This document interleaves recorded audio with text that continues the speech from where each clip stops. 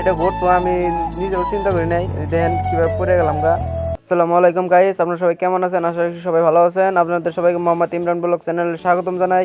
দাদা দাদির কাছে শুনছি আগে নাকি এনে বলে খালের মতো আসাল বন্যা আসার ফলে এনে ভাঙে গেছিল এই রাস্তাটা। আর এই রাস্তার মধ্যে মাটি ফেলাইছে 6 মাস ধরে মহিষের গাড়ি দিয়ে। তা তারপরে সেন এই রাস্তা হয়েছে।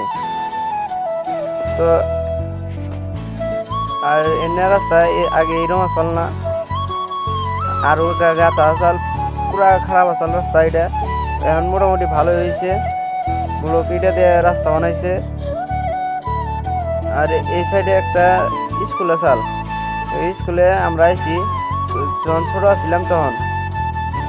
তারপরে এনে আগে এনে একটা বাড়ি ঘর আসাল না, পুরা খালি আসাল। আর এখন পুরা বাড়ি দিয়ে লোড এই সাইড দিয়ে।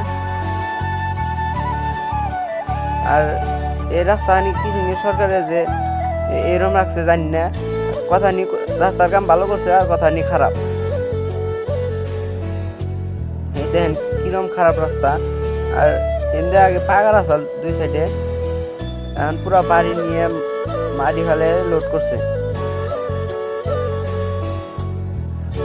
এই রাস্তাতে আগে পুরা যাতায়াত চালান করে, কিন্তু এখন আর ওইরকম যাতায়াত নাই। যেহেতু একটু ফোরুন জায়গাতেছি ওই উদ্দেশ্যে এই রাস্তায় জায়গাতেছি। আগে এই রাস্তাতে ভালো গেতাম, আর 3-4 বছর পরে গেতেছি পুরা পরিবর্তন হয়ে গেছে জায়গাটায়। এনে বলে আগে মসজিদ আসাল না, এখন মসজিদ ঘরটা বানিয়ে দিছে, এনে পুকুরি আসাল মসজিদের জায়গায়। তারপরে এই সাইডে দোকানগুলো নতুন হয়েছে। আর এটা হলো আমার একটা ফ্রেন্ডের দোকান, ফ্রেন্ডের সাথে অল্প কথা হয়ে এখন আমরা গেতেছি। এটা ঘটতো আমি নিজেও চিন্তা করি নাই। দেখেন কিভাবে পড়ে গেলাম গা।